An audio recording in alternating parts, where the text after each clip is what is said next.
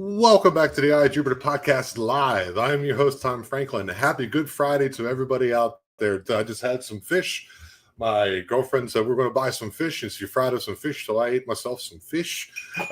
If you enjoy coming and listening to the program, please do me a favor and consider becoming a member. Just go over there and click on it. You'll get some episodes earlier, and I'll send you a cool background as well. You can also follow me on Rumble. You can like and subscribe to the channel. Go ahead and write a comment. Anything to help out the channel. If you guys are into merchandise, I got a couple cool t-shirts that I just made some new ones. I got a hat over there. I got a couple things that you will enjoy. I hope you consider supporting the channel. Every little thing helps. A like, a thumbs up, a subscription, and hopefully I earned it today. Today I have on my good friend Derin Franks. He came on in the past and told me about his Bigfoot encounter in Bankhead Forest in Alabama, I believe it is. And he jumped in for me today. He has a story that he's yet to tell anyone. It's the perfect day for it. And I'm so happy he decided to come on. So please, let's welcome to the Eye of Jupiter, my good friend, Derin Franks. Hey, buddy. What's up, buddy? Oh, not much, man. Still one of the best intros. Still one of the best intros on YouTube. One of the best. All right. The best I've heard, but I hadn't heard everything. So the music's cool. We're 90%. Yeah, the music's pretty cool. It kind of fits the style that I want people to feel. First of all, dude, thank you so very much for coming on today.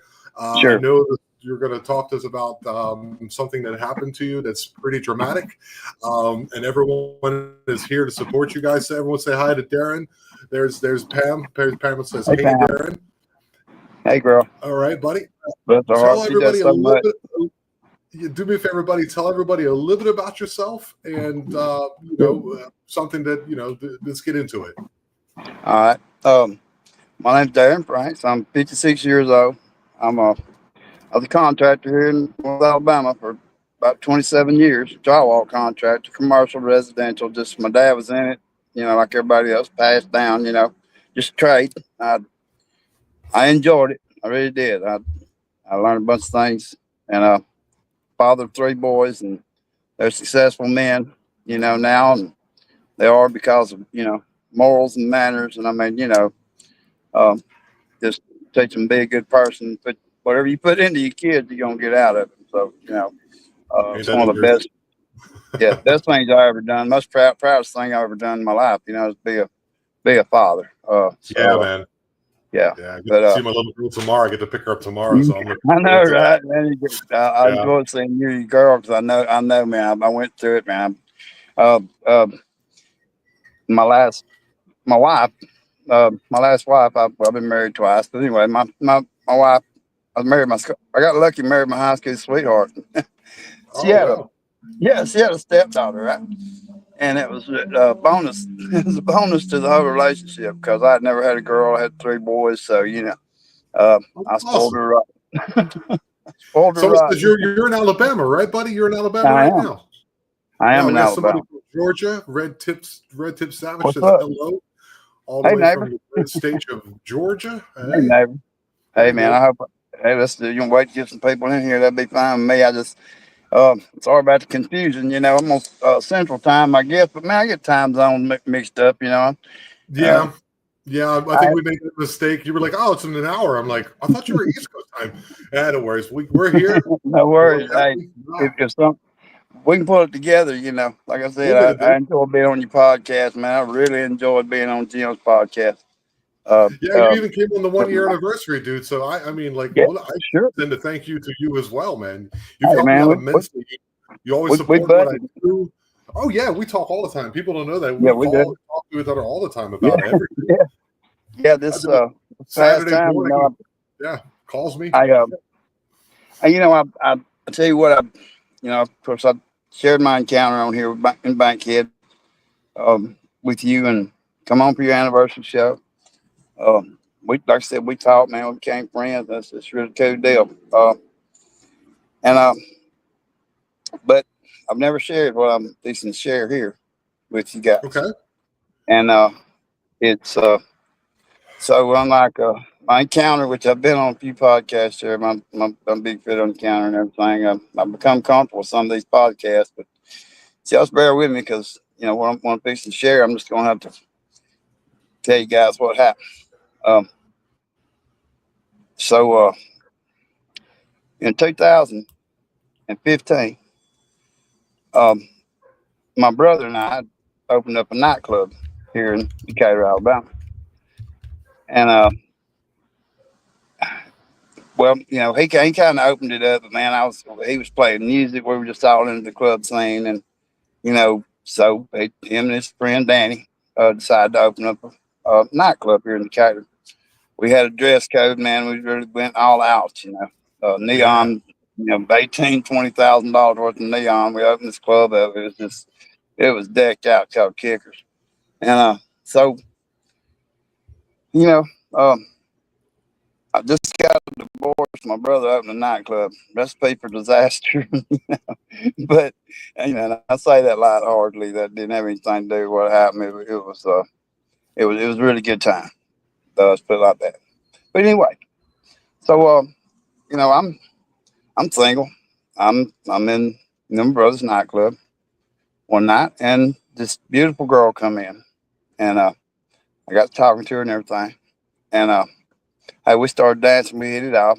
Had a good time, and just like single guy, here in Cater, but um, so the next night she come back to the bar. Of course, I knew she's gonna come. We talked on the phone, and and then again we hit it right off, and so I got talking to her. She's single, no kids, not married, nothing like that, and so we danced. We had a good time that night and everything. Um, got late in the night. We're slow dancing. Stuff like that. Kissing around a little bit, like I said, just adults. Stuff. And, I really liked her. Well, um, so she had dated this guy, and here in Alabama, it's prison system's really messed up here. Um, Okay. it's a pay for profit prison state. I guess that means the federal government, I believe, pays the state or the prison. It's private owned prison system. They pay them $730 a month for every inmate in the prisons Okay. here. Oh, okay. Oh, that's shit. So Okay. it's bullshit. Yeah. Excuse my language, but it's this one of the last states. It's Alabama, so backwood, grease, palm, still the old pork belly state. So I hope it changes soon with our new president. I know I voted for him anyway. And that's the reason I did, because somebody needs to drain the swamp down here. But I believe Alabama, Mississippi, and I think Tennessee done got out of it. But anyway, Alabama may be out of it now. This is I'm just telling you what happened off the cuff. But so anyway, this girl has she was dating this guy, and he's a really mean guy. You know, uh, he was in prison for some serious stuff, and I don't know how he got out, on parole, but that's one of the products from this paper prison system. I'm telling you, people they let people out on ridiculous probation circumstances, and they just set up to fail so they can just rotate them in and out of the system here like cattle. It's Oh, very okay. very it's very very hard to get out of the system, and I don't care who you are. If you get in any kind of trouble here in Alabama, I I got DUI back in the day, man. It took me 3 years to finally shake this thing. So I mean, I know, and I'm just being honest with you. I'm no saint. I mean, I'm better now. When I was growing up, man, I'm working in construction and just everything comes with it. But anyway, so I'm just go back to the night. It's the second night. I'm talking to this girl, and this guy that she used to date was in prison for some serious crime. he got out on, whatever, technicality, mistake, whatever. And he come in the bar that night and seen me out there dancing with this girl. Well, Uh-huh. turns out they used to date back in the day, or that's boyfriend girlfriend back in the day. And this wasn't his wife. They ain't had no kids together. She hadn't seen this guy in a couple 2 or 3 years. And so I'm a youngest brother of 3 brothers. And I mean, hey, if it had been a situation and I found out, they was married, had kids together, I ain't fixed to get into that. I'm not that way. But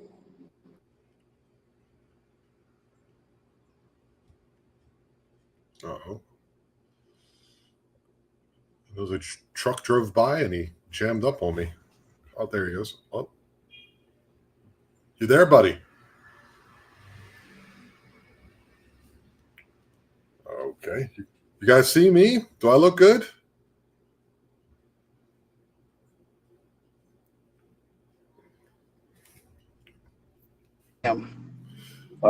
so should be okay. But anyway, Oh, there he goes.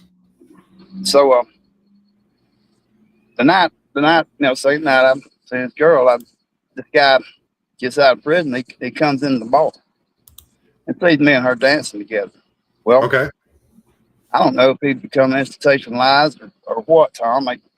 But I mean, I guess what was in his mind was he was going to unalive me and I guess get sent back to prison, find jealous rage over this girl, so he wouldn't, get Right. terminated Right. and by the state or whatever, but be able to go back where things made sense to him. I guess he was institutionalized on play. Okay. So a bad situation. A bad situation. Bad situation, right? Bad situation. But like I said, I'm no punk. I'm a little brother of 2 bigger brothers, man. I've had to defend myself all my life. Oh yeah. And, Oh yeah. grown man. And so when he started, what he done, he started stalking me. Okay. Oh, it froze on me again. Oh, there. Oh, you keep freezing a little bit, buddy. Okay, that's right. It may go in and out. They'll straighten out here in a minute. But I'd seen him 2 or 3 times about a week, and I know he's following me around. A little strange dude, man. Just a little warmy, just a punk. And so that the week I'd walking into another club because at the time, man, the club thing was happening. We had a bar open, so we was visiting other people's bars. They would come to ours. It was a whole social deal. And he come little Toyota truck. Man, I'm walking through the parking lot. He come and he circled me like a vulture in this little truck, and it's really pissed me off. Sorry. And when he did, I reached in there and snatched him. I almost snatched him out of the window. I shook him. Hey, man, what's your problem, What are you doing? Like follow me around, some bit, And I was mad. Man, I just you following the wrong one. So, I'm not hard to find. It's just the way you said it and tickled me. I mean, I'm telling you, man. I mean, it really pissed me out because he followed me like I was scared of him, and that was just exactly the reverse, the situation.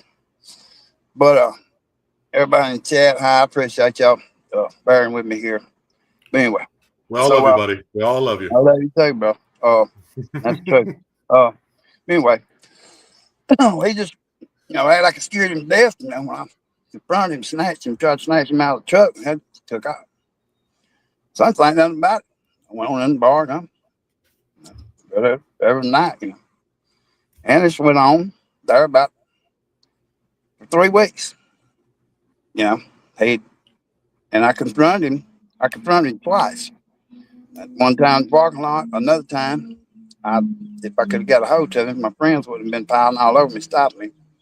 I don't know. But anyway, this guy's stalking me. I've had it.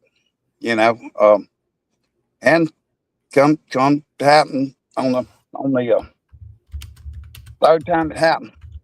I was again following some buddies of mine playing music. I was there watching them play music. They're up there playing. I'm out there dancing with their wives. I mean, you know, I'm a friend to everybody. We're just, Right, right. you know, You're like me. and so yeah, We're having a good time. Yeah, man, we're having a good time. yeah. And you know, um, so I'm out there and I look over there, and there he sat, and he was filming me. All right. Yeah, All right. and so and looking back, I guess he thought me and this girl still having a relationship or something. But we hadn't talked since that night. I don't know why. It wasn't because of him. Just it was a fleeting thing. I mean, we danced together a couple of times and everything. That was it. But in his mind, I guess like I said, he whatever it was going on in his mind, he'd already committed, and he done told some people he was going to come up behind me and cut me. Oh, Yeah. Oh yeah, yeah. You got serious then, because somebody threatened you like that. I'm telling y'all right now, yeah. better take it serious, because better take it serious and then think they ain't gonna do shit, because better than not do it. You be ready for it, whatever. So I never had anything like this happen before. This is totally deranged to me. And so when I seen him filming me, hell, it just went all over me, man. I wasn't never gonna stop him getting hold of me, and I went, attacked him down the floor. I popped him a couple times in the forehead, and I just got his attention, man. I shook him. I said, "Look, son, bitch, you gonna leave me alone, buddy? It's gonna be bad. I'm gonna put you in the hospital." I was in matter, and I'd had it. Well, he still just, every time I've done that, like he got the message. What I thought. Well, apparently I was wrong again. Wow. But I went home, so I believe that was a Friday. That was a Friday night. Man, I'd been out, like I said, visiting the bar. My brother had a bar going on. I Saturday, it come along, and I'm gonna chill out. I'd take a break myself. So, and on the weekends, I had custody of my boys. I had 3 boys, and I had custody of my boys. And usually on weekends, man, if I wasn't doing something or helping my brother promote or working, I would get my kids. Yeah, I man. love having, man, coast them in ball coming up. It's just, that was my thing. Yeah, buddy. Take them hunting, fishing. I mean, raising Yeah, boys is man. a great thing. So, I am, but for some reason that Saturday, they had went with their mother to somewhere at some of her kinfolk's house. It was something special going on, but they wasn't with me, or whatever. And so I sat there at my house and grilled. Single man. I've got acreage out here where I live, and a couple of acres, and I just stay at the house, man, gonna grill out. And anyway, put these glasses on here. So um, I'm I'm sitting there at the Saturday night. I've done grilled out, wasn't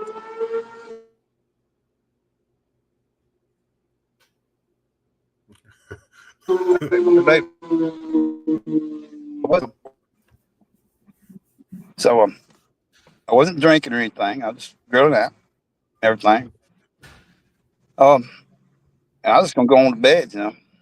Um, but about 11 o'clock that night, I had a friend call me from a bar out here on Highway 67. It's out here about on down where all the clubs were in them, out here on 31s. Just little dive bars right on out a little ways. But my buddy called me. He said, "There."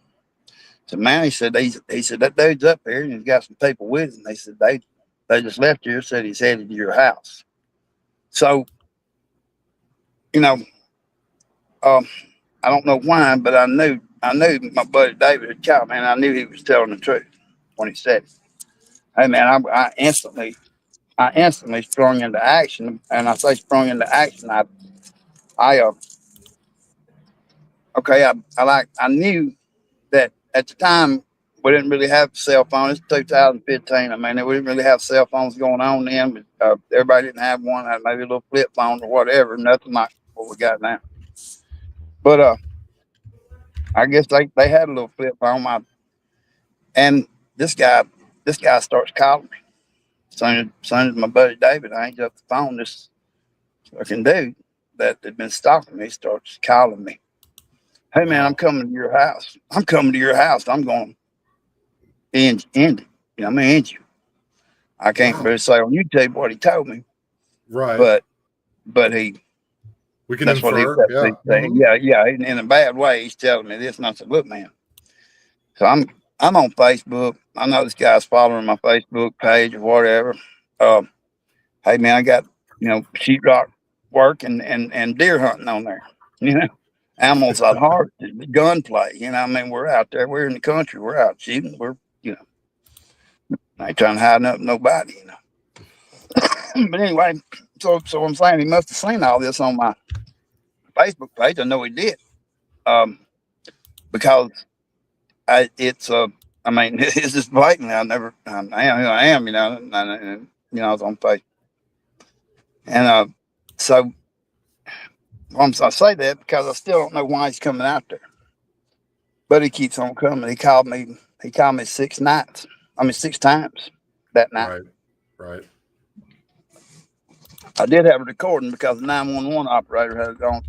Hello, Jason. How you doing, Jason Hood? Um, but I know it was on recording because the 911 dispatcher, they had to record everything that calls had come in, and I um had got the CD one time to listen to it. Okay. The back. It was terrible to listen to. It wasn't nothing, you know, on Yeah. it. What was on it is not really what I went through that night. I mean, I don't know how to say it. What was on the CD and everything that happened. 911 calls were, nothing like what I remembered nor what really happened that night. And I know it's confusing, but y'all just bear with me. Um, so he's on his way to my house, and so I called my brother. My brother lived not 2 miles down the road from me, and my brother, both of them, they would. I mean, I could never even fight nobody in school if they found out about it, man. Because they would rush in Right. front of and try to fight Yeah, them apart. dude. Brother, they whoop Yeah, my ass. man. I They ain't wish I let had nobody else brothers, do man. it. That's right. I They only don't let had, nobody else touch right. it. Yeah, I'd have their brother. I just go to my dad. They'd be like, "Well, you're gonna take care of that yourself, son." right. Right. But, please let me. But at this point, he knew what was going on. So my brother knew what was going on. And I Hmm. called him and I said, hey, man, I said, that dude is on his way out here. He's got some people with him. I've got my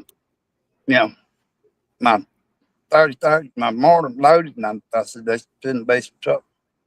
My brother goes, oh man, they just drinking, man. It's all talk. I'm sure they ain't coming out there, man. They'll probably just pass out, sleep it off. And he hung the phone up, you know. And I'm like, it's weird. He told my other brother later on when it was all over. He said, "Man, I don't know why I didn't go down there." He said it was like I was in a trance or No something. kidding. No kidding. And it Wow. was weird to me. And so this guy's coming. I'm getting worried. It's been getting serious, right? He's done threatened to end my existence, and I know he's serious. I knew he was coming as soon as David called me, like I said. But anyway, so I called the Lawrence County Sheriff's Department.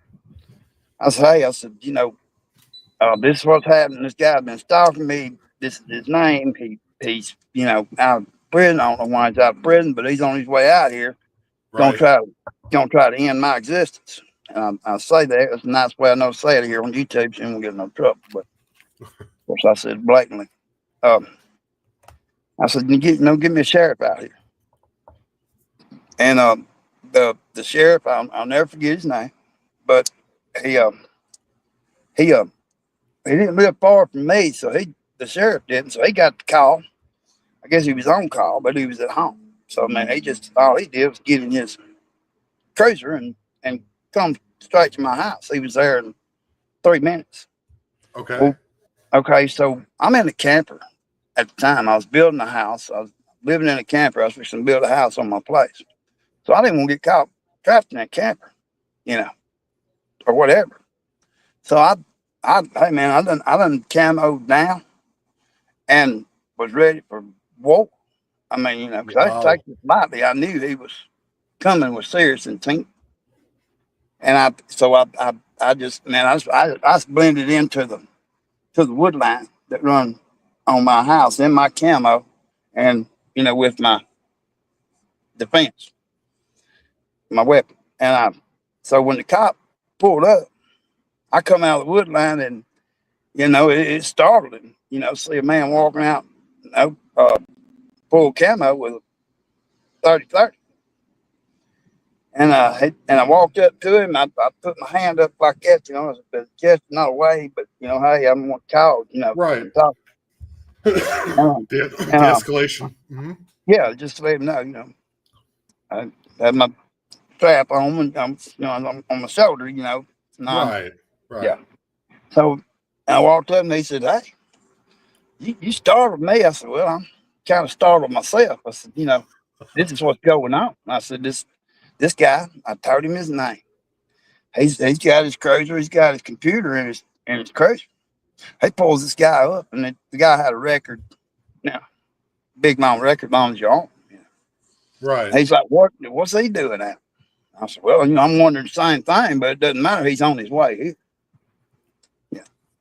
And so this cop is just, I'm sitting there. So I've got a.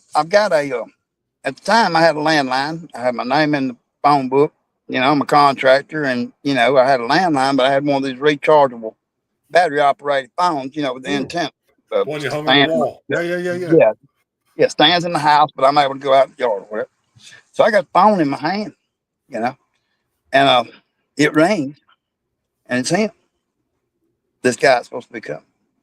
And I looked at the cop. I said, "Hey man, it's him again. He's done this. It's about 6 times he's done caught me. He keeps telling me where he's at.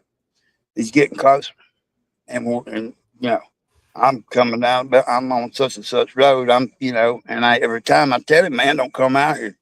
I'm telling you, don't come out here. I'm gonna, I'm gonna Light you up. use this. Yeah. Yeah, I'm Gonna gonna light you light up. you up. Yeah, I'm Yeah. gonna blow you away.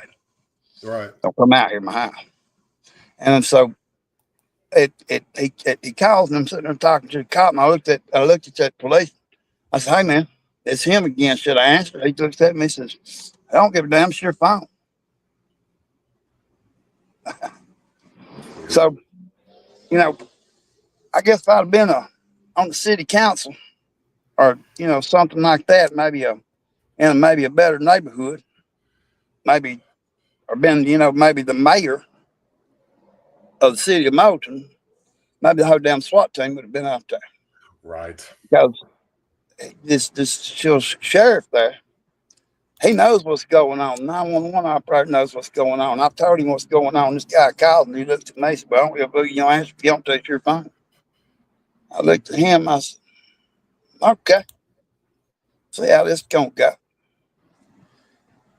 So he hands me I was filling out a restraining order at the time. Phone call happened, all this stuff. And he's filling out a restraining order on his computer. He's putting all the information up. They give you a copy of it. You go down. This is where you get the little slip copy of it, and you go down to the courthouse to get the main paperwork, a restraining order. I filled Right. out. I didn't know what else to do. So he gives me a copy of this restraining order. He cranks his cruiser up, starts backing up. I said, "Hey man, where the fuck you going?" There's somebody's on his way out here, but this is serious. Right. I radioed my partner. We're gonna try to head him off before it gets here, and that's it. That done it for me. I said, "Let me tell you something." I said, "Fuck you and fuck that motherfucker." Excuse my language, y'all. I'm sorry, but I totally had it with this whole situation. Um, they call it um say my lawyer referred to it one time as um, preferential treatment. Right. Okay. So just Mm-hmm. keep that in your head. Well, whether he preference treat me or not, man, I wasn't gonna let nobody come in there and do me in. But if nothing else, for my kids, for my boys, ain't nobody taking me out of this world. And I don't care who you are, you know, especially over something like this. There was nothing. The sky's the range. So I told that cop that, and he kept on backing up. And I throwed him up the big finger, and I walked in my house. But I'm in my camper. At this time, it's 1 o'clock in the morning, and I'm, you know,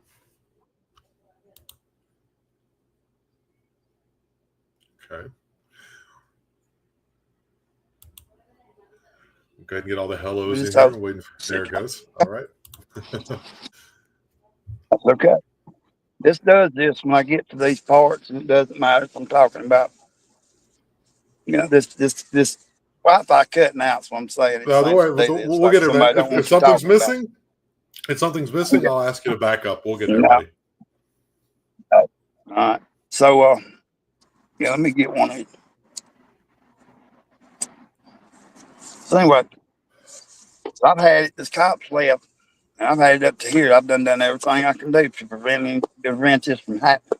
I'm begging Right. the dude not to come out there, telling him, you know, you come out here, I ain't playing motherfucker. You know, excuse my language. But so I'm really in defense mode. I'm really upset. Um, Cops left. I went in the house, and it wasn't 10 minutes. I was in my house, and I hear a car. So I live at the end of a cul-de-sac, and you know if you're coming down, you come all the way down the end of that cul-de-sac, then you're either coming to see me, or you're going to see my neighbor across the street, or you're just riding around, you know, or whatever. Right. Well, I was on point this night. You can imagine why. Um, so there's a car coming down towards my house, and I'm hoping it's this cop with this cat in the back seat. Okay, Right. wishful thinking. You know, it was him. It was this guy, and you know, and I knew it as soon as I seen it wasn't a cop car because the car was coming on. So I picked up the phone and I said, "Hey man, it's Derin Franks down here." I said, "I haven't had a cop. Y'all sheriff left out here." I said, "These son of bitches just pulled up. Please get somebody out here because it's fixing to be bad." And I'm laying this phone down so y'all can hear what's happening. That's what I told him. And that's what I did. And so I laid the phone down, and sure enough, man, they get out of the car, and he's got, so it's him. He's got a pastor with him. He's in the back seat on the pastor's side.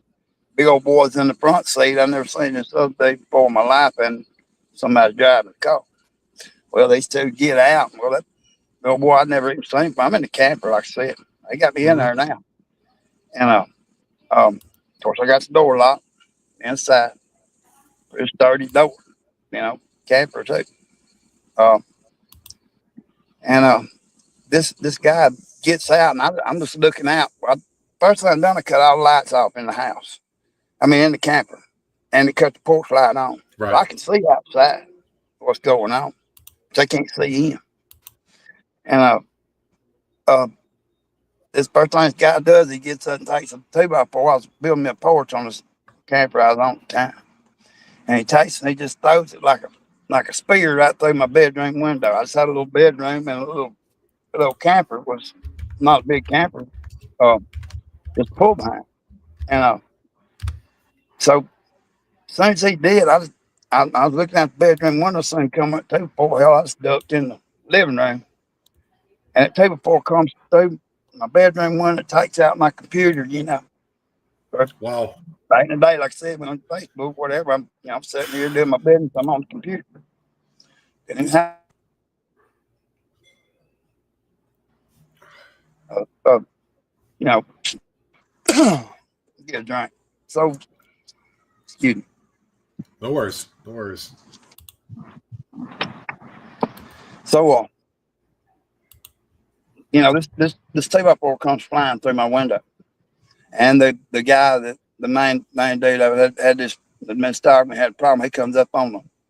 Well, I see him out in the yard. He's taking his jacket off, fixing to help this other guy. So, you know, he comes up there. He's got cowboy boots on, and he starts kicking my door. He's trying to kick it in. Well, it opens to the outside. He's trying to kick the door in, going ballistic, on my porch. And I'm freaking out. Right. I'm trapped in this camper with a loaded gun. I got 2 grown men that already know what their intentions are. Exactly what he said. And when he threatened, when he's coming out there. So, I mean, chaos going on, man. There's glass flying. This guy's just beating his way through my door, and I'm begging him, man, please go away. You tore my camper up. You made your point, man. Please go away, please. Because and I'm shaking, man. My knees were almost knocking together. I was so upset, and I unknowingly, or I say unknowingly now, I was doing it because it was what I was left to do. I started talking to God. Oh God, why? Why are you gonna make me shoot this man? I ain't never done that. I've tried to be a good guy.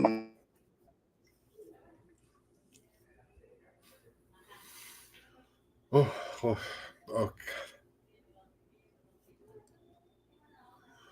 man, I gotta make sure. I'm just pleading. Come on, Wi-Fi. Oh, come on. Oh no. Oh no. Okay, you're back. It's okay. So you were pleading. Okay, I'm sorry. Okay. You got me all teared up over here, and then you leave. It's okay, man. It's okay. Everything's gonna be all right, because when I was saying that, I was saying, well, let this internet get straight. Yeah. They're with us, man. Everyone on the side is with us. This is some powerful stuff. Please continue. It's powerful, man. I'm sharing this because, never let somebody, regardless of who they are or what problems they think they got. But anyway, I'm just making sure the internet's gonna stay with us. Yeah, we're doing fine, man. Okay, good. So I'm like I said, I'm sitting here. I'm actually catching myself praying to God. I'm about to pass out. The last thing I want to do in my life, is take another life. And I'm begging this dude, please. He finally runs his hand through the window and breaks the glass in my camper door. And figured out I blocked the door. I'm sitting there. I'm sitting there fully loaded, and this guy's coming, and he don't give me no choice. But I still, am not believing that I'm having to go through this, because I never deserved any, to have to do this. Okay. Bill, Right. I'm sorry to the guy, man. Like I said, I'm a father, but so I'm freaking out, man. I'm about to pass out. I'm what I'm going to do. I'm asking God why, putting me through this. And man, all of a sudden, the most calming, comforting feeling of peace come over me that I've ever felt in my life. Never before, I'm sure never again. I was totally calm. And I know this is powerful, but it's okay. It was. I was totally calm and at peace, and I'm just like, wow, everything's silent. The glass is still flying, the chaos is still going, the door's still warping in and out, but I'm at peace, man. I'm just like, wow, man.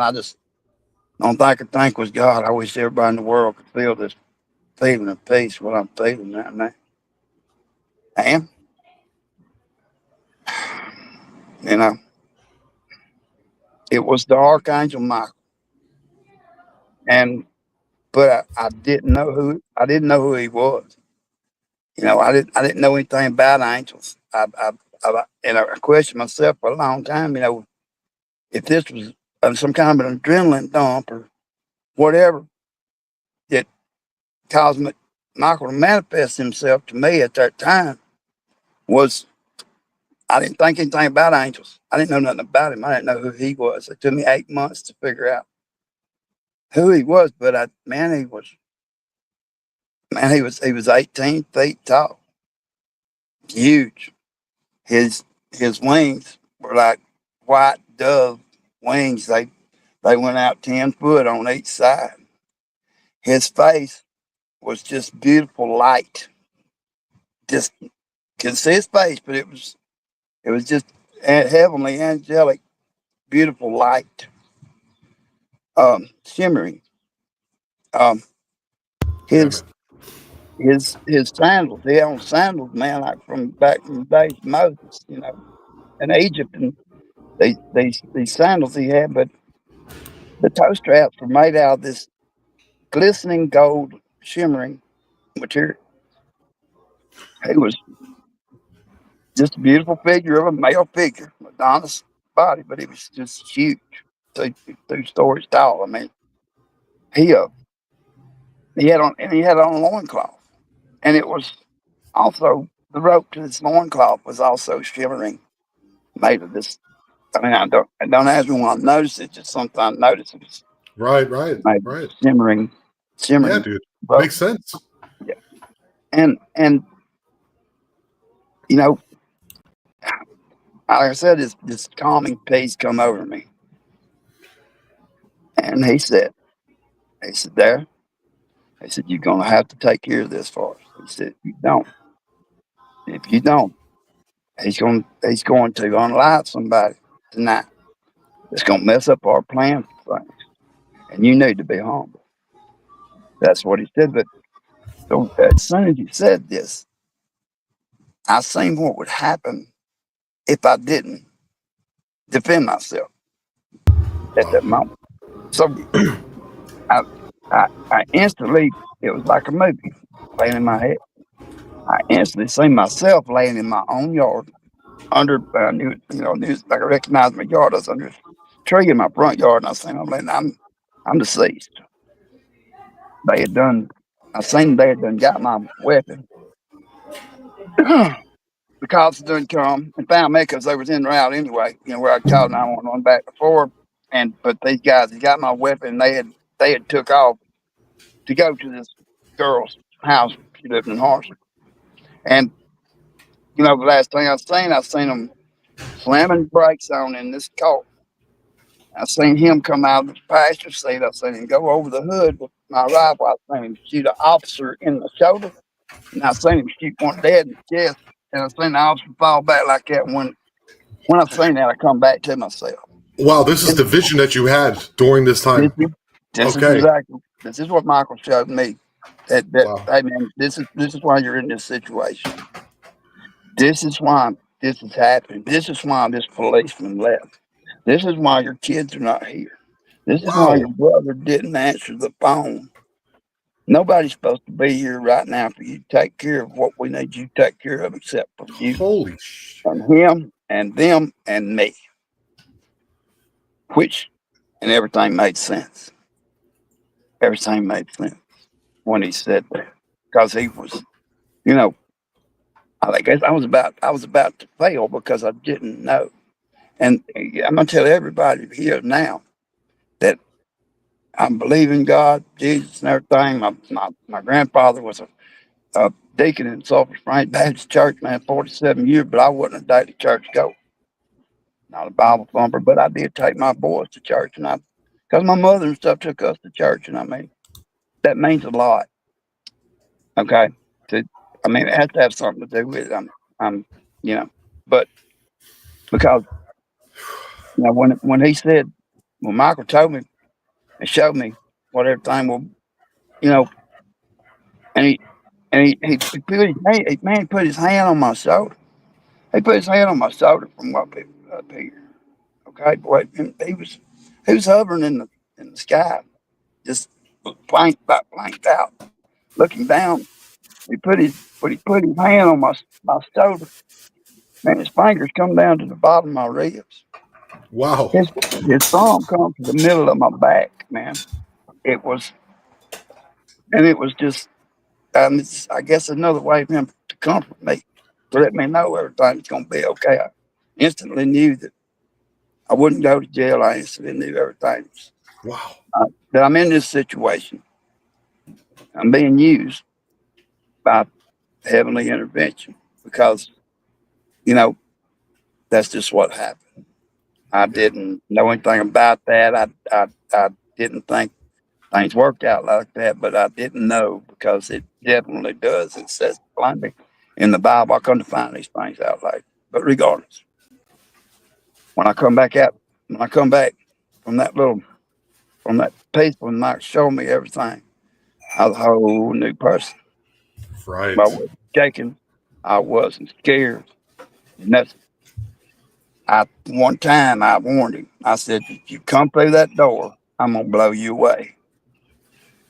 And that's what I said. And of course he said, you ain't got the balls to shoot me, motherfucker. That's what he said. And he unlocked that door. Well, I could. I mean, I was so on point. I mean, I could see wind every point of my body. It was like having a superpower, man. I It's got like you. I could see instantly into the future of every move that was going to be made. He, as soon as his boot crossed that threshold, I shot him right here. That was it. I knew he was instantly gone as soon as I pulled the trigger. Um, and I walked right on out the door, man. I pushed the door open, and him behind it, he fell wherever he went. I did not care, okay, at that time because it's on now. I know what's going on. I know why I'm in this situation, and I know I'm fixing to do exactly, regardless the consequences. I'm fixing to do what this angel of God had told me to do, even though I didn't know who he was, which is Right. crazy. Which is crazy. Which Um, lends, Darren, which lends a whole lot of credence to what you're saying. You know what I mean? It lends so yeah, much more credence to what you're saying. yeah. And I It's mean, incredible. I've never been in any, I've never been crazy. I've never been anything, to that point. I've always been down to earth businessman. My Yeah. dad was, my brothers all, the same way, you know, just people. But, at that time I was used by them to take care of the whole thing didn't have anything to do with me. It was to protect this police officer that later on that night was going to get his life inches. Okay. But I had Right. to Right. stop it right there before it got to that point. And that's what he showed me. So when soon as I told him one time don't do it and he did it, well I went into action right then. I shot myself right there. I knew that was into him when his buddies there at my window, each I guess looking for something else, stuck through the window or whatever. Well, he seen the guy he come with, what happened to him at close range. And he totally changed his attitude. He started running to the car. I'm like, party's on now, buddy. You're not going anywhere.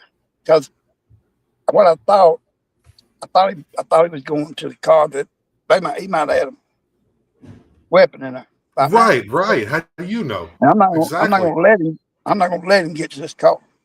So I Right. mean, I'm right there, man. He's right in the yard, and I've got this. I could write my name with my weapon, my bat for years.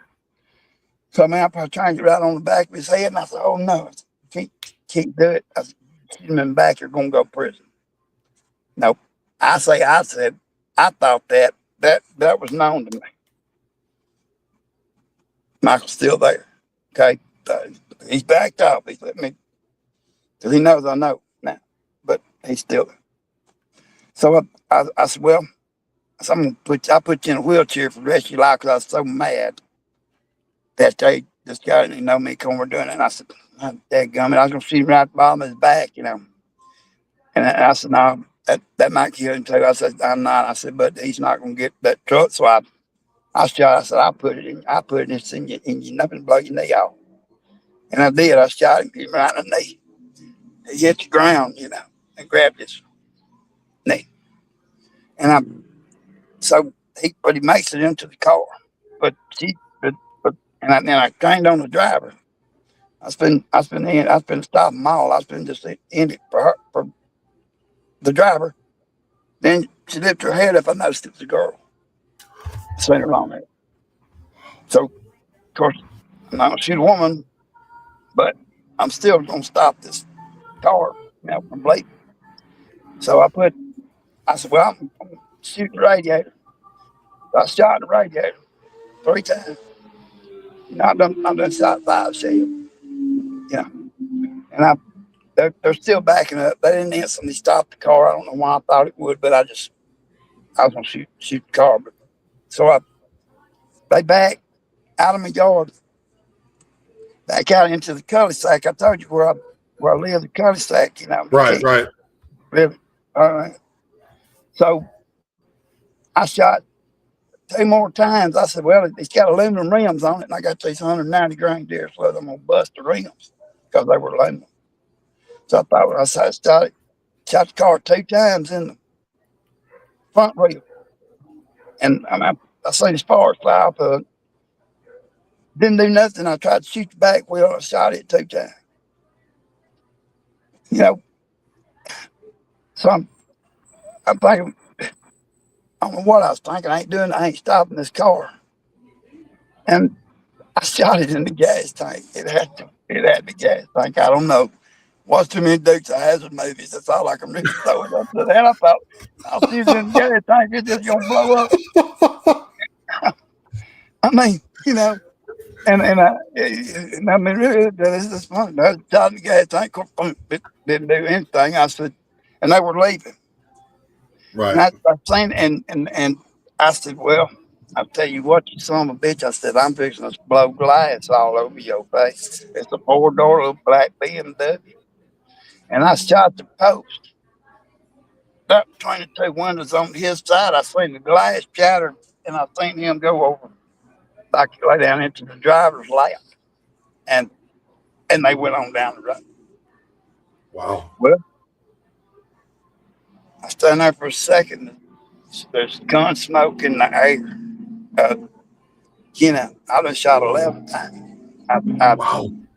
And you know, this whole thing, it took, you know, the time I was pulled the trigger, the time they left, man, we looked. Okay. It's kind of. Man, I lived in like.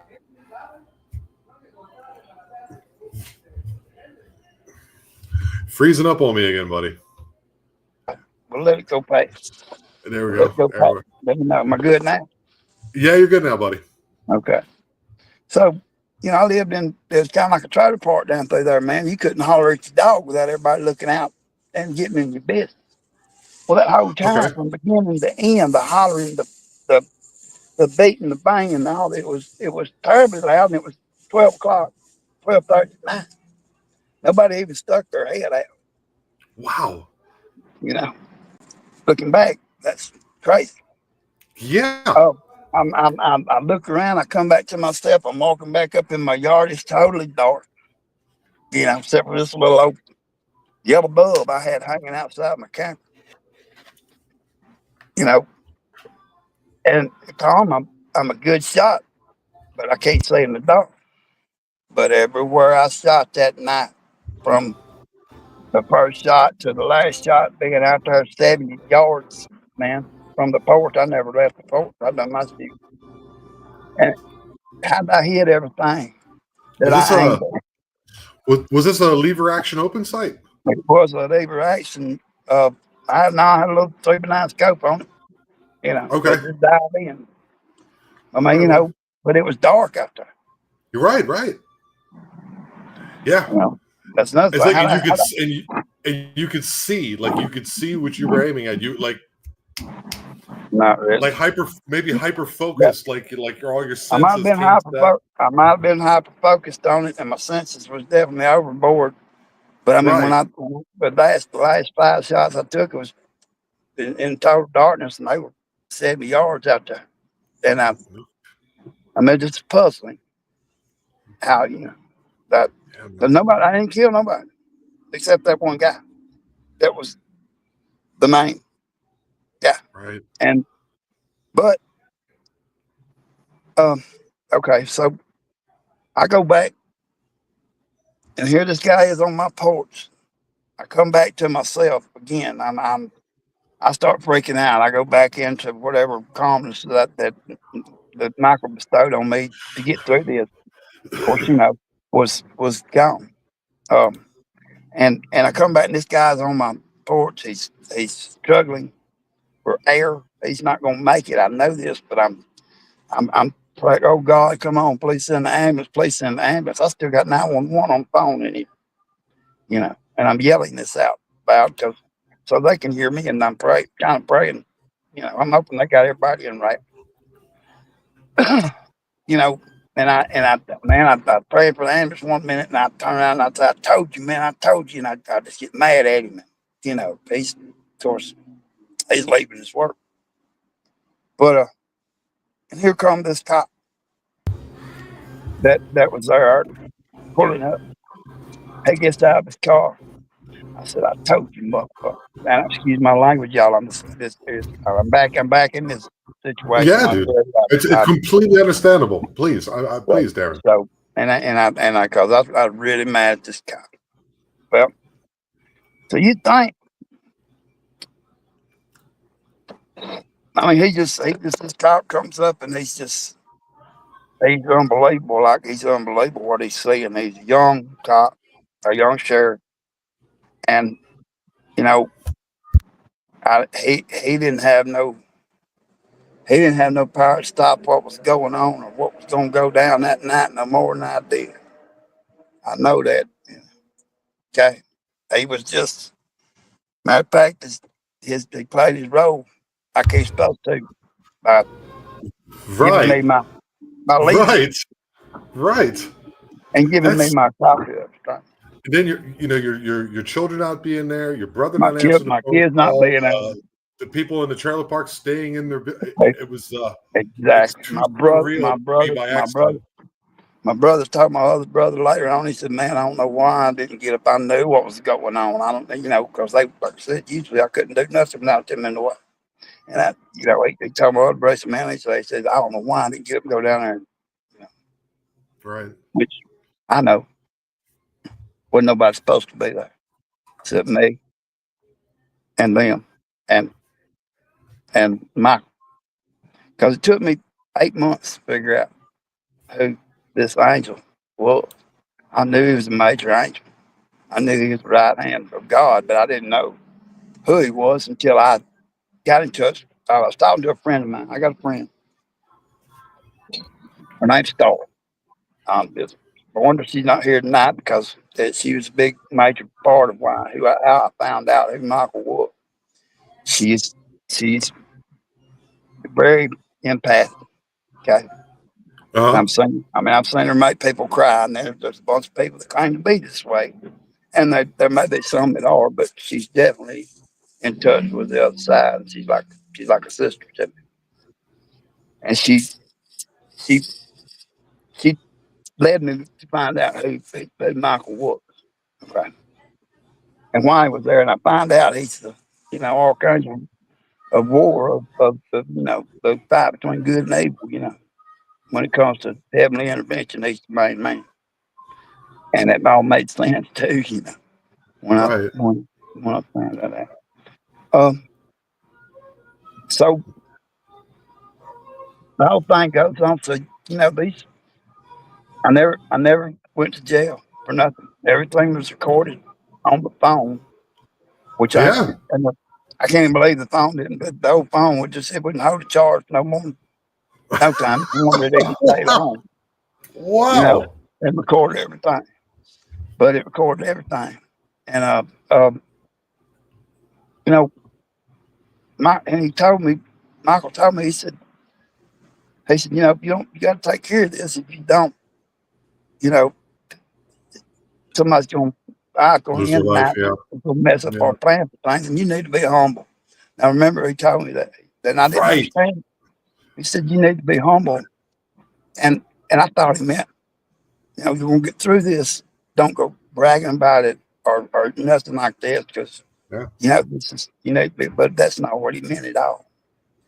What he meant, it was a message, especially for me, because I had been running around with my mullet and with my blonde hair, and I was my business owner and thinking I was all this and acting like I was really something. Am I But what he meant by that was you need to stop that. Pardon me, Derin. Am I the first podcaster that you've told about this? Yes, it's the first time I've ever shared this publicly. And So we buddied. this We is buddied. 25 years ago. This is 25 years ago. Yeah. Okay. Wow, so and man, being humble. Being home. So I Yeah. questioned sharing this. I did. I think I even said something to you, my man. There you go. Look, I don't know. Justin writes this because you were very. So you guys understand, me and Derin are quite close. We talk to each other on the regular, about life and everything. And he just one day just kind of told me about this and said that maybe he wanted to share it, and then he wasn't sure how people would take it. And then Justin wrote, "What an amazing experience! Thanks for sharing this on this holy day." So thank you. I told you you're to share. Yes, Justin, I agree. Look, everyone's with you, man. You're doing fine, buddy. Yeah. Oh man, I knew it. I knew it because even a while ago, man, when you called me, I'm thinking it's another hour or two till we're done. You're right out of the moment you called. Hey man, you got 3 minutes. 20 minutes. We got another 20 minutes before Magic comes on and does his show. Right. But this is incredible. Well, I mean, the mere fact that you would share this with me and the audience, it's weird to me as well. Yeah. So I don't know how to even. Right. And I understand how emotional you got first time I told you, and I was like, well, he's expecting it now. I'm not saying you get a little emotional a while ago, and it's an emotional topic. It was when you told me the first time you had a lot more. It was a lot tougher for you. I remember. Well, I remember. Yeah. It's tough for me now, but I know people that have been through situations with angels and heavenly intervention. It's a topic that I got it. This happened to me, and I will take a lie detector test out, or anything anybody wants to say, because this I is believe you, man. exactly what I believe you. And I'm not saying I'm touched. I'm not saying, hey, I'm going to heaven. I'm saying that night, I spent 8 months trying to find out who Michael was, right? I told you that. I never once thought about finding out who this cop was that was going to be on duty that night, but I could have. Again, I was taken away from focusing on that. I wasn't supposed to know who he was. I just had to take what Michael told me, but as truth and gospel, and I did. The two people that were in the car, I took them to court and I sued them for coming out there with that dude, tearing my place up and everything like they did. Didn't get nothing, wasn't able to sue them or nothing. But when I got them in court, 3 weeks later, this guy had all these swords all over the side of his face. All from the glass. Right. That's the only medication or whatever I got. So looking back now, like, so what is your message to people hearing this story today? What do you want to tell people by sharing this experience? Sharing this experience, and what I want everybody to know, if you ever question, is there divine intervention? I promise you there is, and when it comes down to it, it works just that, out in the open, with nothing being hidden from anyone. when, you know, if you feel something in your heart, you know it's right, but you're scared. Nothing, bravery doesn't come into, you know, things like that. You go through it, and you're apprehensive and you're scared when you do it, but you do it because it's the right thing to do, and you know you got to do it. You know, Right. and Right. everybody knows in their heart, you know, what's the difference between good and right and wrong, Yes. good and bad. Yes. So when you do something bad or something and you get in trouble for it, man, you know, you knew it already. Okay. Yep. I mean, and when you're faced with you got to do something for your neighbor or your friend, you know, but it just seems like you're apprehensive about doing it. But you know, you got to do this. Just keep grinding at you, or digging at you. You know, that's that's confirmation that you just go ahead and do it. It's something that's important, and it may it may change somebody's life. It may change the course of things. You may be being called to do it. It doesn't have to be on some grand scale like this. Had to be shown to me, Yeah, man. you know. But and you know that's So, just right. And the angels are real, and you know yeah, buddy. there's more after this. I mean, there's more after this, y'all, I think coming. I think you coming to me has been a blessing for me as well. Like just the mere fact that our buddy what's his name, Daryl Denton. There, yeah, Yeah, our buddy Daryl like sent me your way. yeah, I so appreciate that you came on with me today, dude. sure, man. It means a lot to me too. It means a lot to me Yeah. too. Well, man, and you know, I like I said, like everybody tells you, we just want you to go ahead and keep on with your podcast. You got I'm great things doing my coming. best. You got great Doing my things best. coming. I'm doing You my know, best. release messages to the world needs to be heard. Well, we And got to get you out in the forest. We got to get you back out in the forest doing what you love. yeah, We got to get you back out there somehow, yeah, some way to get you back out in the forest again because of what happened to you in Bankhead. And how yeah. long ago was Bankhead? That was like 17, wasn't it? That was 2017. Yeah, Yeah, I and can't believe I remembered. you know, the crazy thing you did remember, but the crazy thing about that also was I was in the woods as therapy still stemming from this that happened to me in 2015. I had crippling PTSD from this thing for 3 years, and I believe that was that was God's way of telling me, you know, I told you to be humble. No kidding. There you. You're gonna suffer a little Yeah, bit, dude. and we're gonna put this in here to let you know how serious we are about you being a humble person. We have a. I don't know if you noticed, Darren. One of my great moderators, her name is Denise. She's a 9/11 survivor. I think she was actually in one of the towers during Wow. 9/11, and she says that she also, for her, had a bit of divine intervention as well. So Um, it's a real thing. So well, you I know, mean, I learned a long time ago from being on these podcasts. First, we carry on, you know, bless his heart. Uh, in fact, we lost Kerry, but you know, Kerry. When my first one to share about what happened in Bankhead, man, he once said, "Look, Darren," he just come up and said, "Look, man, you just got to trust me. When you get this out in the open, it's like a weight lifted off your shoulders.